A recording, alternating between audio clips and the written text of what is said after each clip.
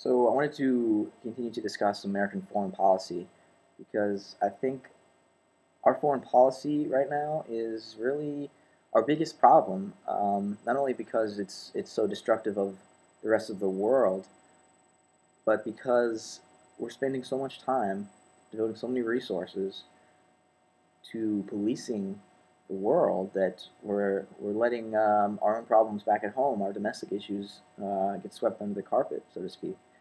I mean, what comes to my mind first is education. I mean, think about what we could do with $500 billion that we spend on defense if we use that for educational purposes. I mean,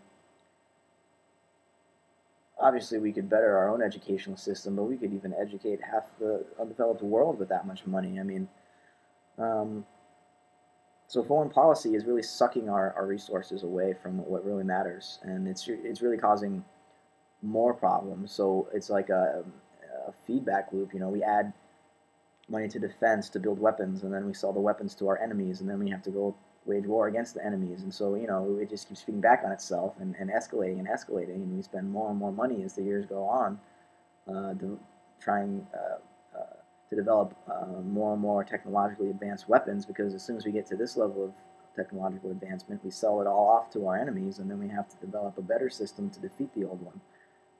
And you know, that in a nutshell is the military-industrial complex, and that is, as being such a integral part of our economy right now, is frightening, because all of a sudden scientific experimentation and the development of scientific understanding of the world becomes devoted to military technology. So instead of trying to, you know, discover new information, new patterns in nature, science has been sort of hijacked by a governmental system that wants to wage war on the rest of the world, um, and forced to design and build weapons systems. And you know, what could be more destructive than that? But I wanted to quote a little bit from an essay by William Irwin Thompson. He's a cultural historian. The essay is called Al Qaeda, the Neocons, and the Transition from Nation State to Notic Polity. And this new historical situation is one in which we are shifting from the era of a global industrial economy of territorial nation states to a planetary cultural ecology of notic polities. A notic polity is a polity based on consciousness rather than territorial identity.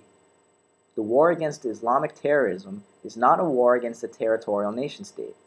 It is a conflict against a notic polity that seeks to destroy the secular modernism of the industrial nation state and replace it with regional caliphates in a single global Islamic civilization. In a medieval caliphate, the leader rules for life.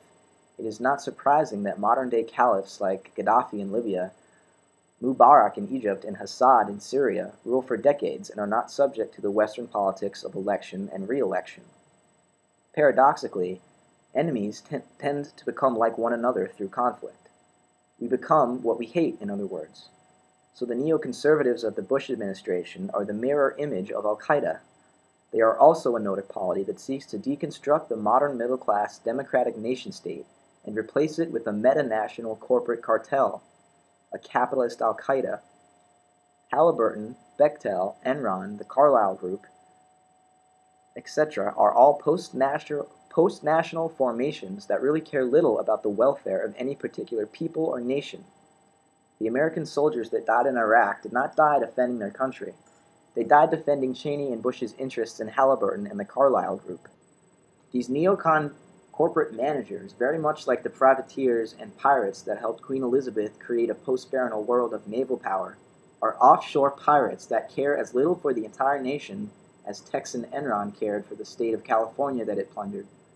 Historically, these neocon managers have moved beyond national patriotism and only have need of patriotic propaganda and national armies to provide them with the soldiers they need to advance their mafia don aims. So when Saddam Hussein was not cooperating with Cheney and Rumsfeld, it was decided by the Defense Policy Board of Pearl, Woolsey, and Wolfowitz to take him out, but call this mafia hit the installation of democracy in Iraq. This even before Bush Jr. was chosen by the party to be its publicist. Now, William Irwin Thompson is referring to the Project for a New American Century. It was a think tank that's been around for quite a few years, and they are basically the neocons. And before they even had any inkling of using Bush as their front man, they had already stated they wanted to invade Iraq.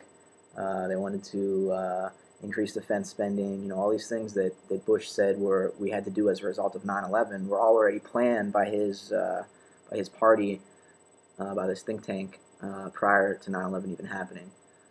So one more commentary from William Irwin Thompson, and I'll move on to something else. The neoconservatives decided to modernize the Middle East and open it up to the restructuring of the unrestrained corporate free market system. After the shock and awe had done its work in Iraq, the war on terror could be used to overwhelm the middle-class democratic nation-state of the United States through another application of shock and awe. Through the clever use of religious issues such as abortion rights and gay marriage, the Republicans could teach the lower middle class to hate the secular and urban values of the liberals, and thus distract it from the neoconservative campaign to eliminate the social democratic state set in place by Franklin Delano Roosevelt. Medicare could be turned over to the redesign of the pharmaceutical companies. Social Security could be privatized and put under the management of banks and brokerage houses, and income tax could be eliminated in favor of a value-added tax that would effectively shift the burden of taxation from investors to the salaried classes. In this pauperization of the American middle class, new recruits would be found for the new working class of the armed forces that would be needed for the neocons' doctrine of preemptive war against the axis of evil and the unending war on terror. And so, if one looks beyond the ideological camouflage, one can see that Al-Qaeda and Cheney, Rumsfeld, Bush, and company are mirror images of one another. Both are intensely anti-democratic, anti-modernist, and transnational formations, and both would welcome an American terrorist attack to gain support for their leadership. So Thompson is saying that the George Bush White House and the neoconservative movement is identical to Al-Qaeda, and you know, obviously this upsets a lot of people because it's like we're saying America is terrorist. But you know, what is terrorism? Terrorism is using violence and fear to spread a political ideology. Is that not what George Bush did in the run-up to the Iraq War? You know, every mention, and it's still happening today. And, you know, every time someone mentions September 11th, it's like it's a free pass to say that torture is okay, to say that endless war is okay, to say that you know, that all these violent activities are okay, just because of the fear factor. And you know, that's identical to what Islamic terrorism tries to accomplish. Both sides use the media to manipulate the public mind by through fear, really, and they're both these international gangs that really have no allegiance to a nation anymore. You know, these neocons are ideologues that have, you know, their own worldview and philosophy, and they don't really care about, you know, Joe Schmo American. They don't care about you or I. They care about their bank accounts and furthering their agendas. And you know, they're running roughshod over the Constitution and the American way of life, human rights, and really the whole global community is being threatened by these people. And we've got to stand up to them. We've got to, you know, see through these fear tactics, because it's not real. They're trying to scare us to get us to do what they want.